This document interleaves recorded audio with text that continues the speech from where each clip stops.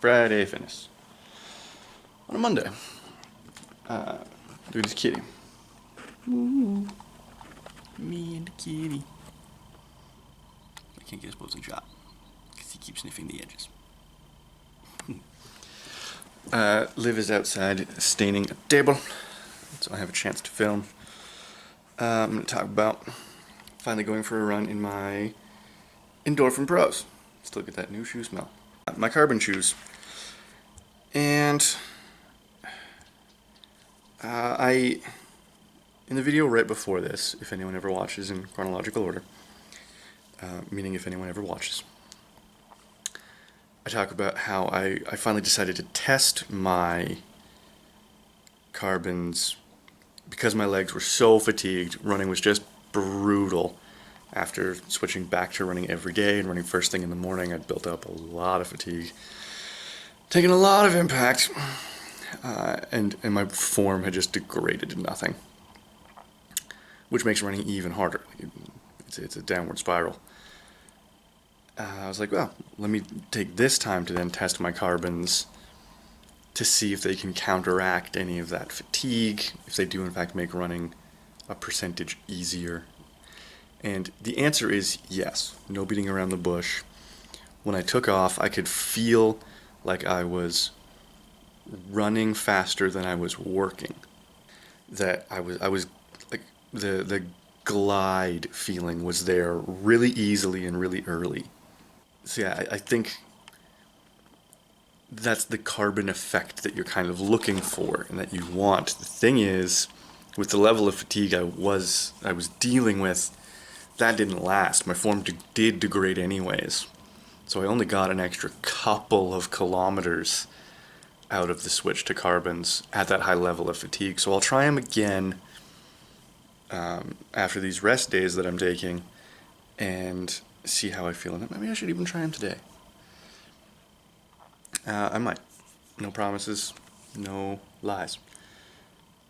But I'll try them again, coming in fresh and see how they feel as well. I ultimately think, and this is what I thought before as well, and so I still suspect that it just isn't worth it. There are so many other things you can do to get better at running that carbon shoes are only worth it if you're already at your best. If you are at your absolute peak, if your power output and your power weight ratio and your hydration and nutrition is all just already pitch perfect, then go ahead and get some carbon shoes. But other than that, like they're not special enough. And then you still get into what I've been thinking about lately, and I need to look up, is if the high heels, like the high stack and high drop of carbon shoes makes the carbon more effective. Because we got in, I already talked about this once before, we got in Carbon X's at the shop. The most hideous, gross, disgusting shoe ever built. Finally surpassing Hoka's Clifton Edge, which was the previous and might still be the most ugly, hideous, dumb shoe ever built. And I just it doesn't make any sense why the industry is doing this. Is it just that it's different? Does it just meet expectations? Is it just the norm that high stack height is now, thanks to Hoka? I don't get it, because in my endorphins, I still feel, because I'm coming from mostly, almost exclusively now zero drop shoes. I really don't like any of my heeled shoes anymore.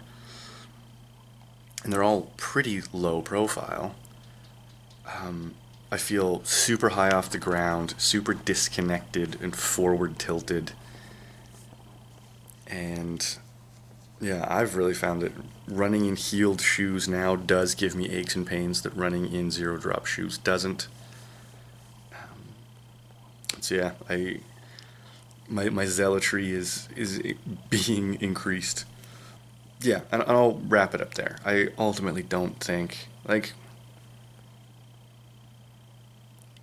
I said, unless you are an elite and you need that advantage, and especially if you're running against people competitively who have that advantage.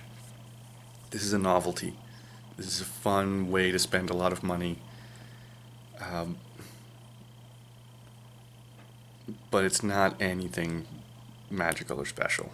Like, I didn't enjoy running in $250 shoes more than I enjoy jogging barefoot around the baseball diamond.